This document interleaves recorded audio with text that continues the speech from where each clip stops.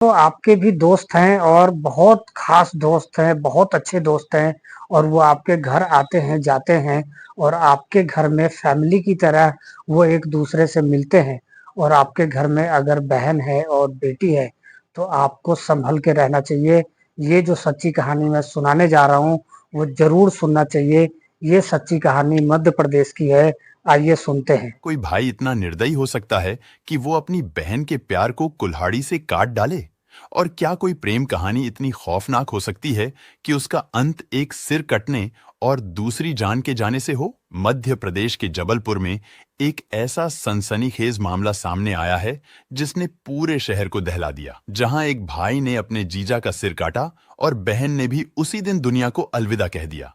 ये सिर्फ एक हत्या नहीं थी, ये था प्यार, इज्जत और पागलपन का टकराव। वीडियो शुरू करने से पहले आज हम बात करने वाले हैं पूजा शुक्ला केस के बारे में। इस कहानी की शुरुआत होती है मध्य प्रदेश के जबलपुर से। तिलवारा के बर्मन मोहल्ले में सुरेंद्र कश्यप का परिवार रहता था। उनके परिवार में पत्नी के अलावा 3 बेटियां और एक बेटा विजेत कश्यप था। 38 साल का विजेत पढ़ाई लिखाई पूरी करने के बाद कोई काम धंधा करने के बजाय फालतू इधर उधर घूमता रहता था। इस बात को लेकर उसके पिता उसे समझाते रहते कि कुछ काम धंधा कर लो, इधर उधर आवारागर्दी मत किया करो। मगर विजेत पर पिता की बात का कोई असर नहीं पड़ता था। वह दिन भर दोस्तों के साथ आवारागर्दी करता और देर रात घर लौटता था। करीब 3 साल पहले की बात है। बेरोजगारी के दिन काट रहे विजेत की मुलाकात एक दिन धीरज शुक्ला उर्फ मिंटू से हुई। रामनगर इलाके के शंकर घाट में रहने वाले धीरज के पिता शिवराम शुक्ला का नाम शराब के अवैध कारोबार से जुड़ा हुआ है। पिता के इस गोरख धंधे में धीरज भी बराबर का साथ दे रहा था। शिवराम के परिवार में उसकी पत्नी, 35 साल का बड़ा बेटा धीरज उर्फ मिंटू, 30 साल का छोटा लड़का लवकेश और 19 साल की बेटी पूजा शुक्ला थी। विजेत और धीरज के गांव में कोई खास फासला नहीं था। इस वजह से उनकी मुलाकात आए दिन होती रहती थी। विजेत धीरज का लाइफस्टाइल देखकर काफी प्रभावित था। जब विजेत और धीरज में पक्की दोस्ती हो गई, तो धीरज ने विजेत को भी अवैध शराब बेचने के धंधे में शामिल कर लिया। धीरज ने जब विजेत को बताया कि इस कारोबार में खूब पैसा है, तो विजेत भी धीरज के साथ मिलकर जबलपुर के कई इलाकों में शराब की सप्लाई करने लगा। इससे विजेत को रोजगार के साथ अच्छी खासी कमाई होने लगी। पैसा आते ही विजेत का रहन सहन और सब कुछ बदल गया। विजेत और धीरज का एक दूसरे के घर आना जाना शुरू हो गया। धीरज के घर वाले भी विजेत से इस तरह घुल मिल गए थे कि धीरज के घर पर ना होने पर भी वह उनसे घंटों बैठकर बातचीत करता रहता था। एक दिन सुबह जब विजेत धीरज से मिलने उसके घर पहुंच गया, जैसे ही उसने दरवाजे पर दस्तक दी, तो धीरज की बहन पूजा शुक्ला ने दरवाजा खोला। पूजा को सामने देखकर विजेत देखता ही रह गया। उस समय पूजा की उम्र 16 साल थी। उसकी खूबसूरती ने विजेत को पहली नजर में ही उसका दीवाना बना दिया। पूजा ने अपनी मधुर मुस्कान के साथ विजेत से कहा, आइए आप बैठिए, भैया अभी नहा रहे हैं। पूजा की मुस्कान ने विजेत पर जैसे जादू सा कर दिया था। वह मुस्कुराता हुआ पूजा के पीछे पीछे कमरे में आकर सोफे पर बैठ गया। इसी दौरान पूजा उसके लिए चाय बनाकर ले आई। विजेत की नजरें अब पूजा पर ही टिकी थीं। चाय की चुस्की लेते हुए उसने पूजा की तरफ जी भरकर देखा और बोला, तुम्हारे हाथों की बनी चाय में जादू है। अपनी तारीफ सुनकर पूजा ने शर्माते हुए कहा, ऐसा क्या जादू कर दिया मैंने? विजेत बोला, तुम्हारी खूबसूरती की तरह चाय भी बहुत टेस्टी है। विजेत से अपनी तारीफ सुन पूजा उससे कुछ बोल पाती, इसके पहले ही धीरज बाथरूम से निकलकर कमरे में आ गया। धीरज को आता देख पूजा वहां से चली गई। उस दिन के बाद से विजेत पूजा का आशिक बन गया था। अब वह अक्सर धीरज से मिलने के बहाने पूजा के घर आने लगा। पूजा का इस नाजुक उम्र में किसी लड़के के प्रति झुकाव स्वाभाविक था। विजेत दिखने में हैंडसम था। उसके पहनावे और स्टाइलिश लुक से पूजा भी उसे मन ही मन चाहने लगी थी। जब भी विजेत घर आता तो पूजा चाय पानी के बहाने उसके आगे पीछे घूमने लगती थी। पूजा का भाई धीरज इस बात से अनजान था कि उसका दोस्त दोस्ती में विश्वासघात करके उसकी बहन पर बुरी नजर रख रहा है। विजेत को जब भी मौका मिलता, धीरज की गैर मौजूदगी में पूजा से मिलने पहुंच जाता। पूजा के मम्मी पापा धीरज का दोस्त होने के नाते उसे भी अपने बेटे की तरह समझते थे। उन्हें इस बात का जरा सा भी इल्म नहीं था कि धीरज से उम्र में बड़ा उसका दोस्त उनकी मासूम बेटी को प्यार के जाल में फंसा रहा है। पूजा और विजेत का प्यार आंखों ही आंखों में परवान चढ़ रहा था। सितंबर 2019 की बात है। पूजा के मम्मी पापा और छोटा भाई लवकेश किसी काम से अपने रिश्तेदार के यहाँ गए हुए थे। विजेत को पता था कि पूजा का भाई धीरज काम के सिलसिले में एक पार्टी से मिलने शहर से बाहर गया है। मौका देखकर वह पूजा के घर पहुंच गया। फिर वह उसे अपनी बाइक पर बैठाकर शहर घुमाने ले गया। शहर में घूमने के बाद दोनों एक पार्क में बैठकर जी भरकर बातें करने लगे। प्यार भरी बातें करते हुए विजेत ने पूजा को अपनी बाहों में भर लिया। जवानी की दहलीज पर कदम रख रही पूजा को पहली बार किसी युवक के साथ इतने नजदीक आने का मौका मिला था। इश्क मोहब्बत की इस फिसलन भरी राह पर वह अपने आप को संभाल ना सकी। पार्क में उस दिन पहली बार दोनों ने प्यार के समंदर की अथाह गहराई में डुबकी लगाई। विजेत ने पूजा को किस करते हुए कहा, पूजा, मैं तुम्हें दिलो जान से चाहता हूं और तुमसे ही शादी करना चाहता हूं। मगर विजेत, यह काम इतना आसान नहीं है। हम दोनों अलग अलग जाति के हैं, इसीलिए दुनिया हमारे प्यार की दुश्मन बन जाएगी। समाज और परिवार हमारी शादी की इजाजत नहीं देगा। पूजा के चेहरे पर चिंता साफ झलक रही थी। विजेत ने उसे कसकर गले लगाते हुए कहा, प्यार किसी बंधन में बंद कर नहीं रह सकता। पूजा ने विजेत से अपने आप को छुड़ाते हुए कहा, विजेत, तुम नहीं जानते, धीरज भैया को हमारे प्यार के बारे में पता चल गया तो वे तो मेरी जान ही ले लेंगे।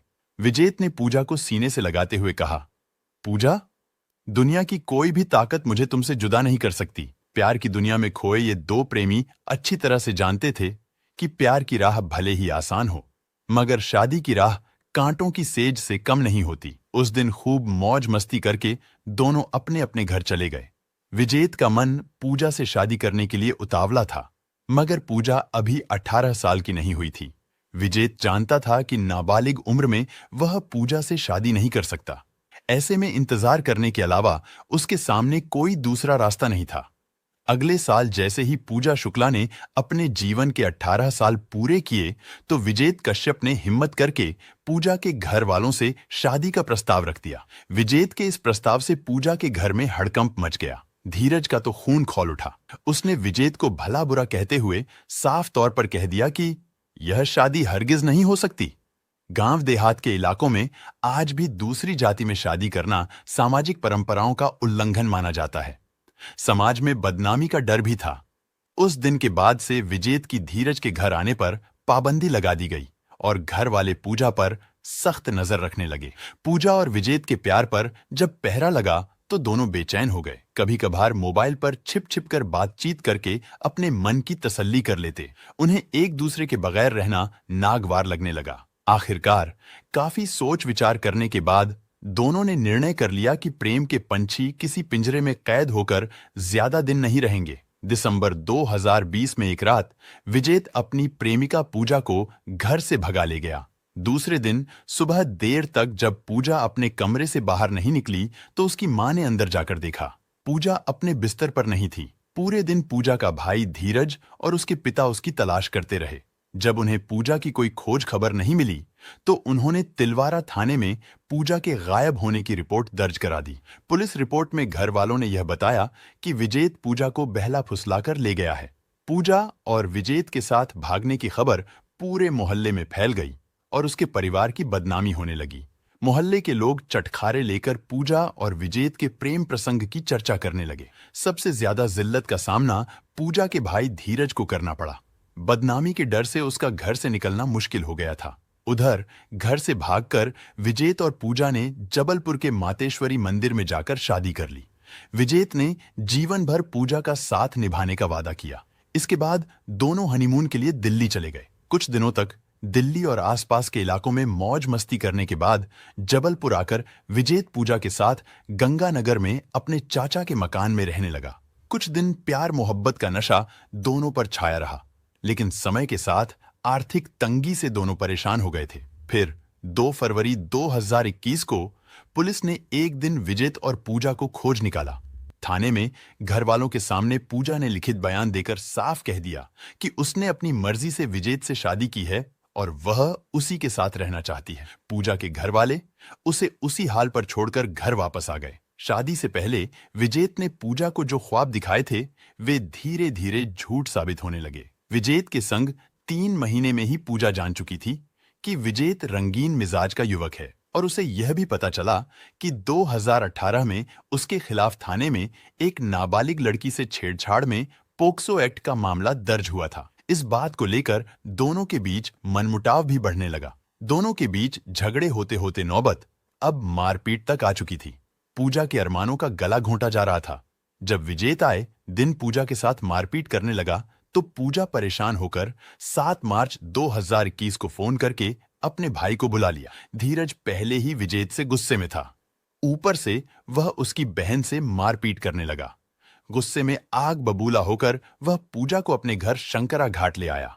पूजा के मायके आने के बाद विजेत बेचैन रहने लगा। अपने किए पर वह शर्मिंदा था, मगर धीरज के डर से वह उसके घर जाकर पूजा से नहीं मिल पा रहा था। पूजा से मिलने के लिए वह धीरज के घर के आसपास ही चक्कर लगाता रहता था। 11 मार्च 2021 की सुबह धीरज तिलवारा की ओर जा रहा था। इस दौरान उसने देखा कि उसका जीजा विजेत उसके घर की ओर जा रहा है। उसे शक हुआ कि विजेत उसके घर जाकर पूजा को फिर से अपने साथ ले जा सकता है। इसीलिए वह घर वापस आ गया और छत पर बैठकर निगरानी करने लगा। इसी दौरान उसने देखा कि विजेत उसके घर के पीछे की झाड़ियों में खड़ा है। विजेत को वहां देखकर धीरज को गुस्सा आ गया। उसने घर से धारदार हंसिया उठाया और विजेत के पीछे दौड़ा। धीरज को देखकर विजेत भागने लगा। विजेत बमुश्किल से 500 मीटर ही भाग पाया होगा कि खेतों के बीच मेड़ पर झाड़ी के पास गिर गया। विजेत के जमीन पर गिरते ही धीरज ने उस पर हंसिया से ताबड़तोड़ वार कर दिया। कुछ देर तक विजेत छटपटाता रहा। धीरज के सिर पर खून सवार था। उसने हंसिया से विजेत कश्यप की गर्दन धड़ से अलग कर दी। इतने पर भी जब उसका गुस्सा शांत नहीं हुआ तो उसने विजेत के हाथ का एक पंजा काट दिया। दूसरे पंजे को भी उसने काटने का प्रयास किया, मगर कामयाब नहीं हुआ। इसके बाद विजेत के कटे सिर को लेकर वह अपने घर आया। घर के एक कोने में कटे सिर को रखते हुए वह घर के अंदर दाखिल हुआ। उसने अपनी बहन पूजा के पैर छूते हुए कहा, बहन, मुझे माफ कर देना।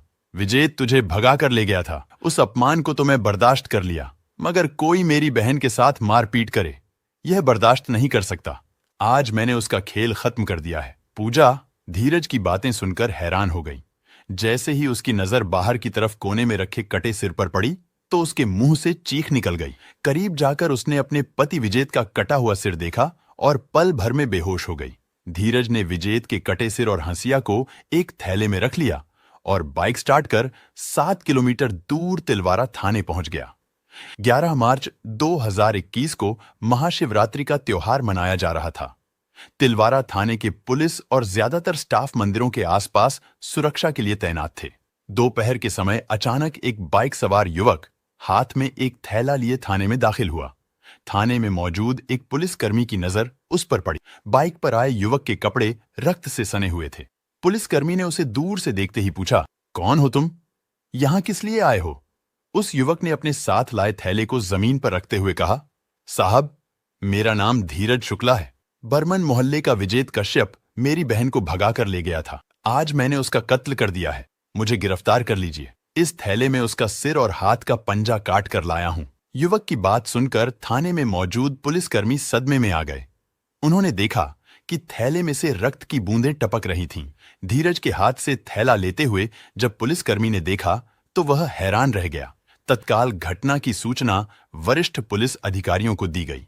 जैसे ही मामले की खबर मिली, वे तत्काल थाने आ गए। थाने में जब धीरज से पूछताछ की गई तो धीरज ने बताया, विजेत ने दोस्ती में विश्वासघात करके मेरी बहन को बहला फुसलाकर शादी की थी।